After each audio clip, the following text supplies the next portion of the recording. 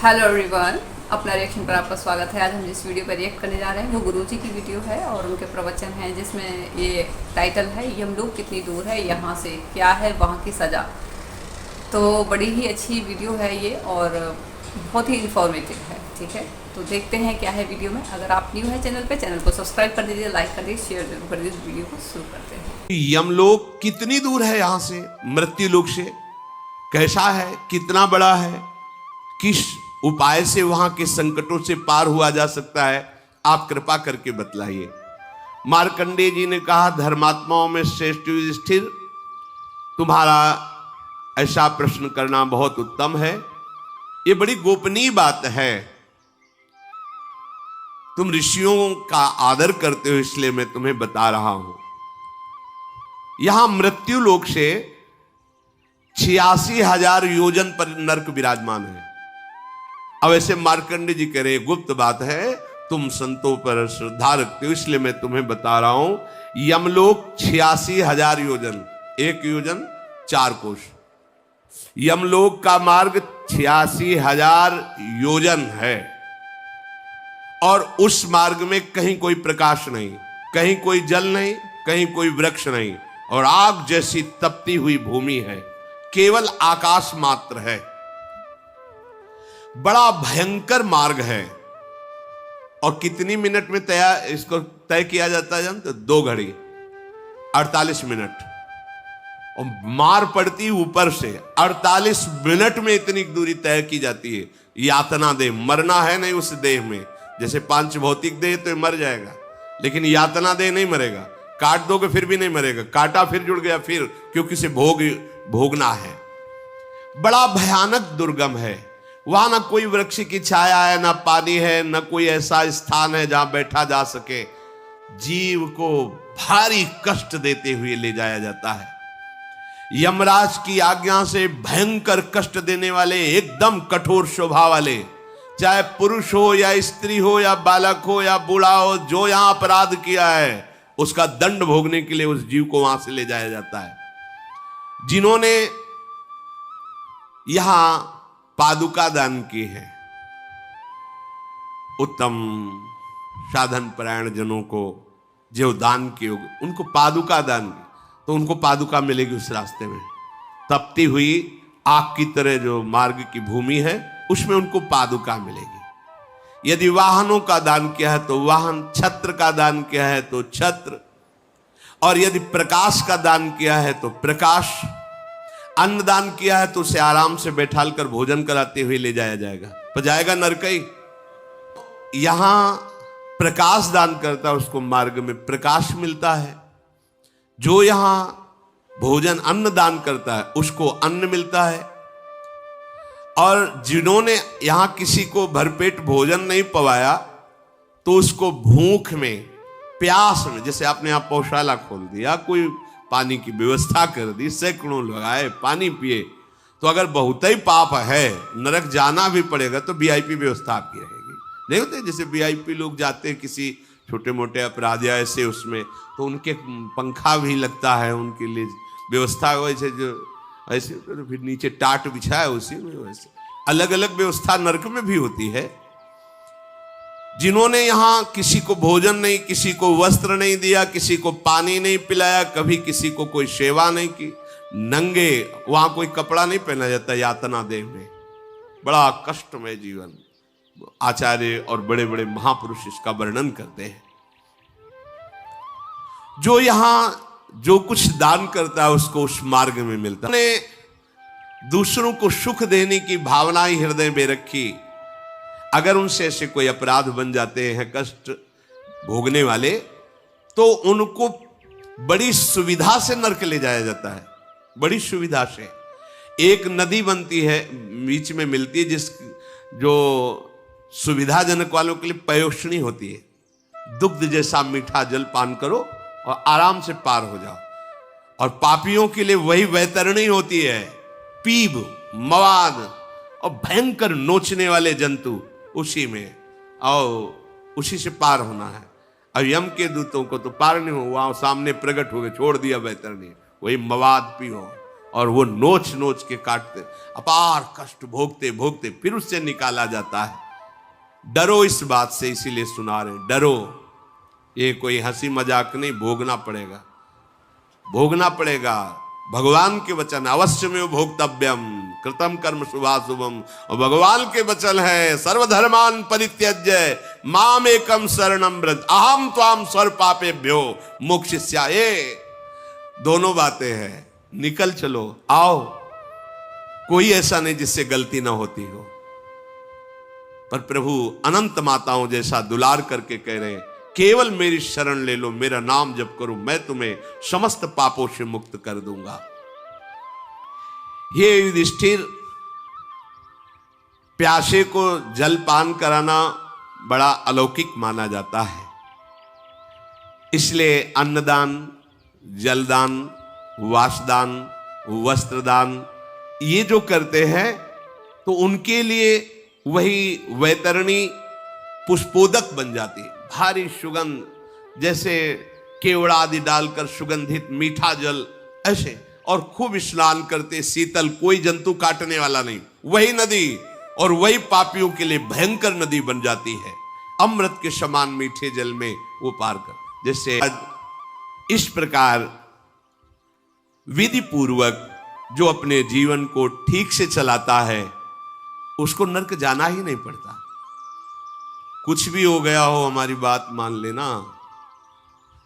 जब संत मंडली जहां अजामिल रहता था उस नगर में पहुंचे तो कुछ लोग बहुत मजाकिया होते हैं, गांव में होते हैं, मतलब उनका दिन भर का काम ही यही होता है, खा पी के चौराहे पे बैठे रहना, जो फंसे उसकी हंसी मजाक कर, कुछ काम तो है नहीं, तो उनका काम ही होता है। तो संत जन मिले, उनका कोई उत्तम ब्राह्मण मिलेगा इस गांव में जहां हम भिक्षा ले सकते हैं। ब्राह्मणों को इसलिए पूछते थे कि मदिरापान, मांस त्याग, सत्कर्म में लगना, ज्यादा ऐसा भाव पहले ऐसा था। तो उन्होंने कहा हमारे यहाँ बहुत बढ़िया उत्तम ब्राह्मण है अजामिल जी, गांव के बाहर रहते हैं, और वैश्यागमन, हिंसा करना, मांस खाना, मतलब एकदम निकृष्ट गति को प्राप्त थे। तो एक बगीचा था सामने, वहां रुक गए। थोड़ी देर में देखा तो एक हिरन को मारे हुए बूढ़ा अजामिल आ रहा था। सामने देखा, संत दरस जिम पातक, संत मेरा कैसे ऐसा भाग्य हो सकता है कि मेरे यहां संत पधारे। संत के दरस परस अघनाश, तभी विचार उत्पन्न हो, दर्शन मात्र से काम बन जाए। दरस परस अघनाश, और कहीं वास करो निज संग, अगर उनके संग कुछ क्षण रहने को मिल जाए, बैठने को मिल जाए, 4 कदम चलने को मिल जाए। अजामिल रो पड़ा, चरणों में गिरा, मेरा जीवन नष्ट हो गया महाराज। यद्यपि मैं उत्तम कुल में जन्मा था, धर्माचरण करता था, पर वैश्या के संग से आज मैं बहुत पतित हो चुका हूं। ये संत दर्शन का फल होता है, अपनी कमियां पूरी दिखाई देने लगना। संतों ने कहा मैं समझ गया, तुम चिंता मत करो, क्या तुम भगवान का भजन कर सकते हो थोड़ा? उनका बिल्कुल नहीं, इतना हृदय गंदा हो गया है कि हम सोच भी नहीं सकते कि 5 मिनट बैठ करके भगवान का नाम ले, हमारे अंदर सामर्थ्य है।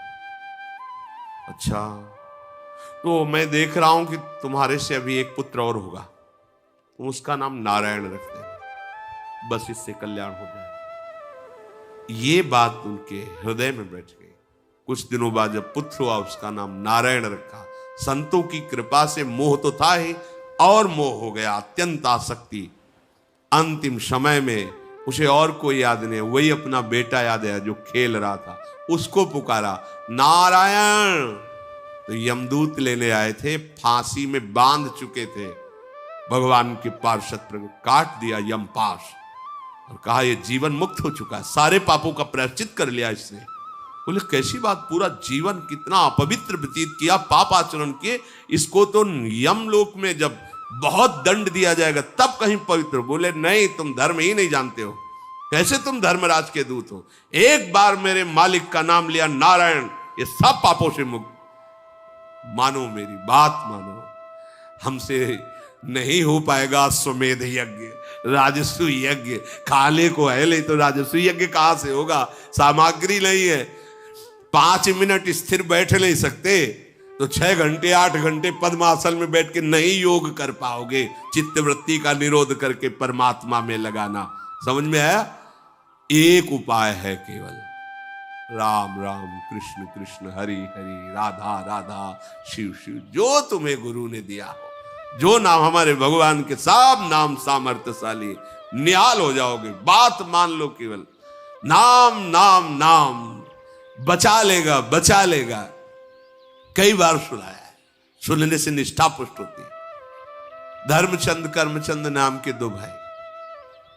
धर्मचंद बचपन से ही भगवान का भजन, संतों की सेवा, ऐसा छोटा जो था वो मदिरा पान करना, जुआ खेलना, वैश्यागमन का, सब दोनों एक ही जगह, केर बेर। वो अपने रंग में डोलते हैं तो उनको परेशानी होती है, वो अपने रंग में डोलते हैं तो उनको परेशानी होती है। केर बेर का संग, एक परम धर्मात्मा, एक दुरात्मा। एक दिन अयोध्या से संतों की मंडली आई। उनका काम था संतों को बुला के घर ले जाना, चरण पखारना, भोग प्रसाद पवाना। पवा ही रहे थे कि वो लगा करके वही, अब घर ही एक है, भाई है, और वह गाली देना संतों को शुरू। संतों ने कहा हम बुलाकर, बोले महाराज इसको पहले निकल जाने। वो ऊपर खंड में रहता था, ऊपर चला गया। उनका महाराज ये अनुज है, मेरा छोटा भाई, बचपन से ये ऐसा कुसंग प्राप्त करके नष्ट हो गया है, महाराज अब कैसे बताए, क्या इसका उद्धार हो सकता है? तो उनका, जिसका तुम्हारे जैसा भाई हो तो उद्धार क्यों नहीं हो सकता? प्रसाद पा लेते, उद्धार की व्यवस्था करते। प्रसाद पाए, शंख घंटा बजाकर सब संत जय जयकार करके निकले, और वो जाके उसके दरवाजे पे खड़े हो गए। वो शराब के नशे में दरवाजा खोला कि गाली देंगे ऊपर से। तगड़े संत थे, उठा के पटक दिया उनको। वो बोले राम बोल राम। और शराब के नशे में देखा वो बचाने वाला तो कोई है नहीं, राम बोल राम। तो सोचा राम बोलने में क्या जाता है, बोल देते हैं। मगर राम राम छोड़ दे, छोड़ दे। कहा बेटा इसकी कभी कीमत मत लेना, जा। नीचे आए, बड़े भाई से कहा इसका कल्याण नहीं परम कल्याण। बोले महाराज उसको संतों के चरणों पर विश्वास था, वचनों पर विश्वास था। महाराज आज मेरा है, अब ये कुछ भी करे। कुछ ही दिनों में उसे कैंसर हुआ, मरा। यमराज के पास पहुंचा, पूरा खाता भरा हुआ था पापों से ही। संतों को गालियां देना, अपमान करना, मदिरा पीना, व्यभिचार करना, सब एक जगह स्वर्णिम अक्षर से लिखा था। इसने 2 बार संत के कहने से राम राम का कांप गए, क्योंकि परम वैष्णवाचार्य धर्मराज जी उन्होंने कहा पापों का भोग तुझे तो मिलेगा ही, 2 बार तूने भगवान नाम लिया, क्या चाहता उसके बदले में सुख। तो संत का आदेश उस समय भी जीवात्मा को स्मृति रही, बेटा इसकी कीमत ना लेना। तो उन्होंने कहा कि मुझे बताओ तो इसकी कीमत क्या होती है। उजलाने लगे धर्मराज, भगवान नाम की कीमत, अपराध न बन जाए कहीं कुछ ऐसा वैसा बोल दे, क्योंकि भगवान का नाम कीमत तो। त्रिभुवनपति देवराज इंद्र ध्यान किया आ गए। बोले समस्या ऐसी, फाइनल करने में 2 नाम इसने जीवन में ले, पूछ रहा कीमत क्या है। हमारी सामर्थ्य नहीं कि मैं इसका निर्णय कर सकूं। तो उसके ऊपर परमेष्ठी पद ब्रह्मा जी का, अब उनको तो बुला नहीं सकते ना, ये तो बराबर का कभी धर्मराज देवराज के पास जाते थे, कभी देवराज धर्मराज के पास, लेकिन ये ब्रह्मा जी को थोड़ी वहां तो जाना पड़ेगा।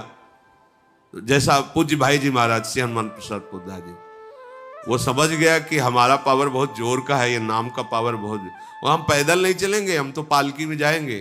तो जीवात्मा को पालकी में बैठाल के एक तरफ देवराज है, एक तरफ धर्मराज, ब्रह्मा जी के पास ले गए और श्री राम शर्मा जी पधार गए। इसकी लीला भी दिखाते थे वो। ब्रह्मा जी के समीप गए, ब्रह्मा जी ने कहा कि आज कैसे परम लोकपाल पधारे, क्या समस्या। तो उनका भगवान आपको न्याय करना है, इस बड़ा पापी जीवन भर पाप किए, 2 बार राम राम कहा, भगवान इसका क्या फल होगा। वो भी ऐसे ऐसे सहलाने लगे दाढ़ी की, भगवान के नाम की कीमत, अरे एक नाम त्रैलोक ही तारे। उन्होंने कहा कि हम तो सृष्टि रचना के विधान में ही ज्यादातर मगन रहते हैं, भजन में डूबे रहते हैं। भगवान शंकर कैलाश चलते हैं, वही निर्णय करेंगे।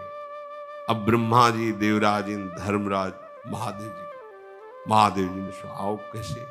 उनका भगवान ये 2 बार राम राम बोला, पूरा जीवन पाप किया, इसका क्या फल हो सकता है। भगवान शिव ने कहा कीमत फल में। रा कह के जहर पी गए, मां कह के आज तक गले में रुका हुआ है, और गले में एक बूंद पानी नहीं रोक सकते तुम। अगर गले में रुका खांसी लिया ले लेती, जहर पूरा रोक लिया, समुद्र मंथन का हलाल जहर। मैं उसी नाम के प्रभाव से काशी में मोक्ष प्रदान करता हूं, पर कीमत क्या है मैं नहीं जानता। बोले फाइनल कैसे हो। बोले वहीं चलो जिनका नाम है साकेत धाम, शिव, ब्रह्मा, धर्मराज, देवराज इंद्र, भगवान के दरबार में, जहां हनुमान जी चरणों को शैला रहे, भरत, शत्रुघ्न, लक्ष्मण और सियाराम सिंहासन पर विराजमान, आसपास बड़े बड़े महापुरुष, भगवत प्रेमी महात्मा जन निहाल हो गए। राम दरबार में प्रवेश कैसे आगमन हुआ। प्रभु इसने 2 बार आपका नाम लिया है किसी संत के कहलाने से, जीवन भर पापाचरण किया, पूछ रहा कीमत क्या है। बोले उसको उठा के लाओ, हमारी गोद में बैठा लो। भगवान की गोद, भगवान ऐसे दुलार कर रहे हैं। कह रहे कीमत तो मैं भी नहीं बता सकता, पर प्रभाव तुम देख लो कि कोई कितना भी बड़ा तपस्वी होता है यह सौभाग्य नहीं प्राप्त करता। 2 बार नाम जप का मेरी गोद में, और तुम लोकपाल ईश्वर कोटि के हो, तुम्हारे द्वारा लाया गया, पर कीमत मैं भी नहीं बता सकता। कहूं कहां अलग नाम बड़ाई, राम न सकहि नाम। बिल्कुल सत्य, इसमें यह नहीं कि कोई अलंकारिक बात, सत्य। पाहन तर गए। हमारा हृदय कितना भी पापात्मा हो, यदि हम हरि हरि, कृष्ण कृष्ण, गोविंद गोविंद, राधा राधा बोले, बिल्कुल संशय मत करो। तभी किसी ने कहा था एक बार राधा नाम के उच्चारण से कल्याण हो जाएगा। अरे जिनके नाम का यह प्रभाव, हरि रसना राधा राधा रट, यद जापा सक्र गोकुल पते राकर्ष का तत्क्षणा, एक नाम श्री कृष्ण को अधीन कर लेगा। ये राधा नाम है। राधा राधा राधा राधा। तुम्हारी सदगति में संशय है, छाती तान के चलो, पर अपराध मत करो। नाम के बल पर पापाचरण मत करो। नाम की महिमा को कुंठित करने की कोशिश मत करो। अब लो नशानी, अब ना, अब तक गलती हुई, अब नहीं करूंगा। और नाम जप करो, इस लोक में और परलोक में आनंद मगन रहोगे। सच्ची कहते हैं, ये हम आपके विश्वास के लिए कहते हैं। जब हम अपने बल से खाने की कोशिश करते थे तो कई कई दिन भूखे जीवन गया। नहीं मांगेंगे किसी से, आकाश वृत्ति से जो आएगा देखेंगे।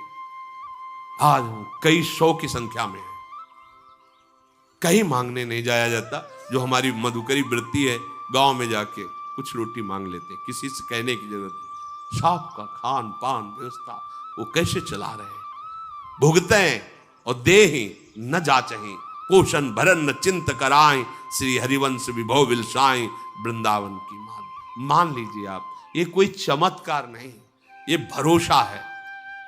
तुम्हारे पास ऐसा धन है, राधा नाम, चाहे जितना खर्चा करो कमी होने वाला नहीं।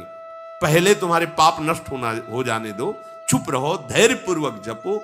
भ्रमित मत हो कि अभी 2 महीना से जपा है, हमारे सामने कोई परिणाम नहीं आया। कोई परिणाम नहीं आया, लेकिन ऐसा परिणाम आएगा अगर बंद भी कर दो तो अब तुम्हारी दुर्गति नहीं होगी। शब्द याद रख लो। अरे 1000-2000 बार जप लिए ना, हम 2 बार की पूरी कसौटी की बात कह रहे हैं। भाई जी महाराज संपादक और प्रधान श्री जयदयाल गोविंदका जी, और वो एक ऐसा सब प्रश्न भगवान की ही महिमा का, लेकिन प्रश्न के छापे में भी कभी कभी चूक हो जाती है। लेकिन भाई जी के संपादन कार्य में एक भी शब्द, कहीं भी चूक नहीं, कोई भी चूक नहीं। बहुत सी वाणियों का स्वाध्याय बचपन से हुआ है, यही नशा ही था इस मार्ग में। तो ऐसा नहीं कि भाई जी कोई गप में लिख दिए ये बात नाम महिमा प्रकाशित करने के लिए, ऐसा नहीं, सत्य विषय है। और उसी बल से हम कहते रहते हैं, तुम कितने होगे भगवत प्राप्ति के लिए, कितने होगे तुम, क्या चिंता करते हो तुम।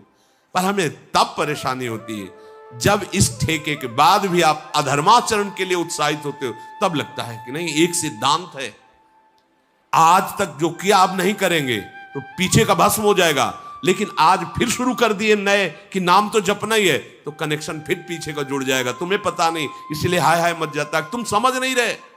अनंत जन्मों का हिसाब भस्म करने के लिए मार्ग, और तुम फिर मनमानी शुरू कर दिए, वो पीछे का जुड़ जाएगा, तुम हिसाब कभी नहीं भोग पाओगे। अगर हम ये सोचे कि हम अपने कर्मों को भोग लेंगे, तो सच्ची कहते हैं करोड़ों बार जन्म लेकर भोगे तो भी नहीं भोग पाएंगे, इतना स्टॉक जमा है।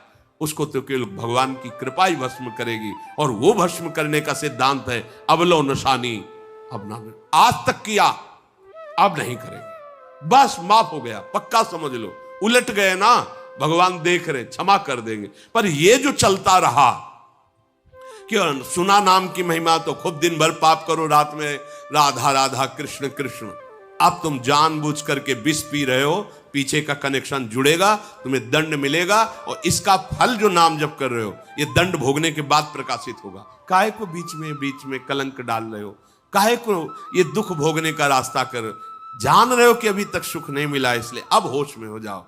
नाम परम मंगल करने, इसमें दो बातें आंतरिक हैं, एक तो ये उत्साह पूर्वक पाप करना, और एक है कि जैसे ढलान में गाड़ी है, रफ्तार से आई है, ब्रेक मार रहे हैं फिर भी हाथ दो हाथ चली गई, वो ठीक निर्णय उसमें होता है कि आप आज से कह दिया अवलो नशानी अमना नशयो, पर पूर्वाभ्यास बहुत जोर का है, तो कुछ दिनों तक आपसे स्वाभाविक गलतियां बरबस आपको जलाती रहेंगी, होती रहेंगी, उसका निर्णय ठीक होगा। उसमें ये नहीं होगा कि पीछे का जुड़ जाएगा, पर उत्साह पूर्वक नाम के बल से फिर वो नामापराध है, और फिर वो आपको बहुत कष्ट देगा। इसलिए सावधान पूर्वक जीवन बिताइए, और हर सुख प्राप्ति का एकमात्र उपाय राधा राधा राधा।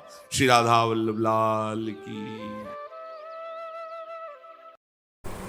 तो वीडियो कंप्लीट हो गई यहाँ पर, और काफ़ी इन्फॉर्मेटिव वीडियो है। ऐसी वीडियो जब हम मतलब देखते हैं तो बहुत हमें नॉलेज गेन होती है, और साथ में जो हम जैसे किसी हम गलत रास्ते पे अगर जा रहे होते हैं, क्योंकि एक नेगेटिव और एक पॉजिटिव एनर्जी होती है।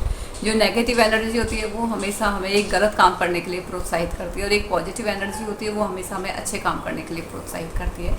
लेकिन जब इस तरीके से जो गुरुओं के जो प्रवचन जब हमें बिल्कुल सही वक्त पे मिल जाते हैं, या वक्त तो हमेशा सही ही होता है, कभी भी जब आपको गुरु के प्रवचन मिल जाते हैं गुरु जी के, तो उससे क्या है कि आप जो मिसगाइड हो रहे होते हैं, किसी भी डायरेक्शन में इधर उधर भाग रहे होते हैं, तो आप बिल्कुल स्ट्रेट मतलब सही डायरेक्शन में आप जाना शुरू कर देते हैं, सही गलत का आपको पता चल जाता है। ठीक है।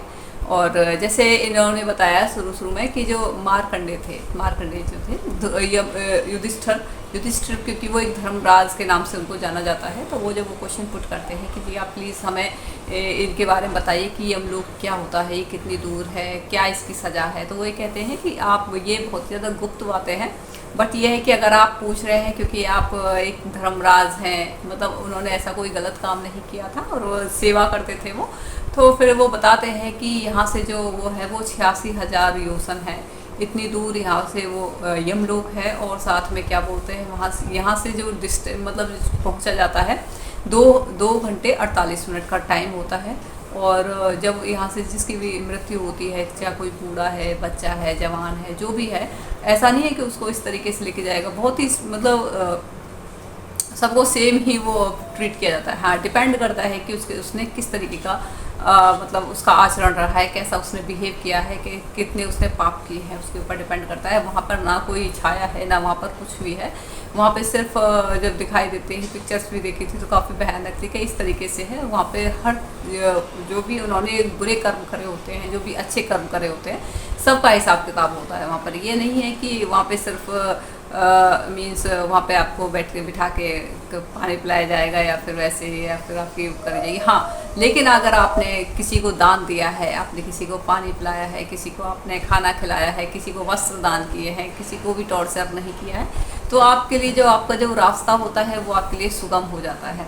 ठीक है। लेकिन जिन्होंने दूसरों पे अत्याचार किए हैं, क्योंकि आजकल आपको पता ही है कि कैसा वो है, हर किसी दूसरे के लोग अपने सुख से सुखी मतलब अपने दुख से दुखी नहीं है, लेकिन दूसरे के सुख से दुखी होते हैं। आजकल का ये इस तरीके से वो है। तो इस तरीके के जो लोग होते हैं उनके साथ इसी तरीके का बिहेव होता है कि आप दूसरों को देख देख के जल रहे हैं। कभी भी आपने कभी भी किसी को प्यासे को पानी नहीं पिलाया, कभी भी इस तरीके से वस्त्र दान नहीं किए, तो फिर क्या उम्मीद रखते हैं कि ईश्वर आपके साथ में कैसा बिहेव करेंगे। ठीक है, तो फिर क्या है, उनके साथ में फिर उनको बहुत ही ज़्यादा प्रताड़ित करके उनको लेके जाया जाता है और बिल्कुल क्या बोलते हैं, उनकी सजाएं वहाँ पे फिक्स होती हैं। ठीक है, वो उनको काट भी देते हैं वैसे तो शरीर वैसा होता है आत्मा, लेकिन उनको प्रताड़ना तो झेलनी पड़ती है जैसी भी रहती है, जितनी भी उनकी वो रहती है।